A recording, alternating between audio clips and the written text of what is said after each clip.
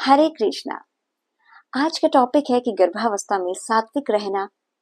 जरूरी है और कितना जरूरी है। जी हाँ, तो आज इसी टॉपिक में मैं आप सभी से बात करने आई हूँ कि प्रेगनेंसी के दौरान हमें सभी हिदायतें, हमें सभी यही कहते हैं कि अच्छी किताबें पढ़ो, अच्छे विचार रखो, जिससे कि हमारे आने वाले बच्चे पे अच्छा असर पड़े, है ना। और हम संस्कार अच्छे दें, यानी गर्भ में रहते ही हम बच्चे को अच्छे संस्कार दें। तो अगर हम डॉक्टरों की माने तो डॉक्टर्स भी कहते हैं कि देखिए कि बासी भोजन ना खाएं, अच्छी डाइट वाला खाएं, अच्छे न्यूट्रिएंट्स वाला खाना खाएं। तो मैं इन सभी को और वेद की और अगर मैं बात करना चाहूंगी तो जैसे हम गर्भ संस्कार की बात करते हैं, जैसे मेरी आपने पुरानी वीडियोस को औरों को भी देखा होगा, तो मैं सात्विक खाने की मैं इसलिए बात करना चाहूंगी कि अगर ठीक है, अपनी अपनी पर्सनल चॉइस है आप सभी की कि कोई वेज खा रहा है, कोई नॉन वेज खा रहा है, बट अगर आप जहाँ इतनी अच्छी चीजें अगर आप कर रहे हो अपने, वो भी बच्चे के लिए कर रहे हैं, है ना। तो आप अगर आप नॉन वेजिटेरियन भी हो, तो आप अगर वेज डाइट लेते हो इन 9 महीने, तो कहीं ना कहीं वो सात्विकपन आपके बच्चे में दिखेगा। यानी कि मैं ये नहीं कह रही हूँ कि आप वो आपकी पर्सनल चॉइस है कि आप नॉन वेज खाएं वेज खाएं, क्योंकि देखिए ऐसा कहते हैं ना कि जैसा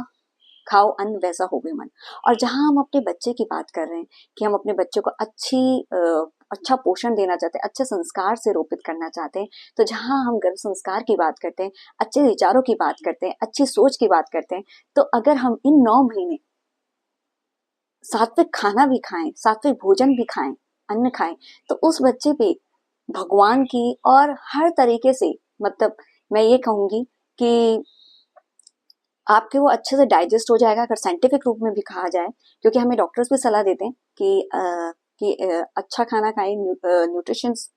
तो भरपूर हो ही, पर यह है कि जो पचने लायक हो, यानी कि डाइजेशन। तो कहीं ना कहीं उसकी जो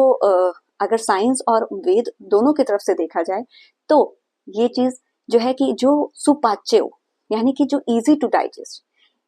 है ना। तो ऐसी चीजें अगर आप 9 महीने आप खाते हो, सात्विक भोजन को अगर आप अपनी डाइट में लेते हो, तो कहीं ना कहीं आपको वो डाइजेस्ट भी होगा, इजी टू डाइजेस्ट, और आपका अलग ही अच्छा ग्लो दिखेगा। और साथ ही साथ बहुत सारे ऐसे बेनिफिट होंगे आपको कि इनडाइजेशन प्रॉब्लम नहीं होगी, बहुत सारी चीजें जो कहते हैं, क्योंकि हम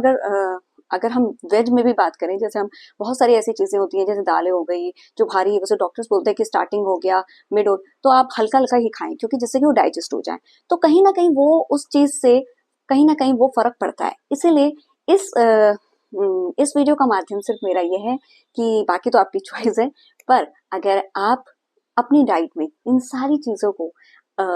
लेते हैं, क्योंकि जिस तरह से शुद्ध विचार, शुद्ध आचार विचार, शुद्ध वातावरण जितना अच्छा होगा और जितना अच्छा शुद्ध खाना होगा, उतना ही आपके बच्चे का नरिशमेंट अच्छा होगा। तो उम्मीद है कि आपको ये वीडियो अच्छी लगी होगी, और अगर आप भी उन 9 महीने, सिर्फ उन 9 महीने को भी आप सात्विक भोजन के रूप में, भगवान के रूप में, और अच्छा अपनी पोषण देने के उसमें कि बच्चा अच्छा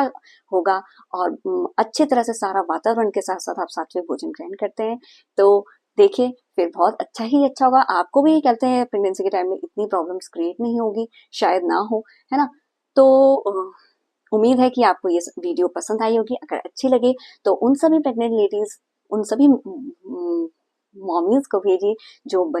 जो माँ बनने वाली है, या जो कोई ना कोई एक ट्राइमेस्टर में, यानी कि फर्स्ट या सेकंड या थर्ड ट्राइमेस्टर में है, उनको भेजिए। और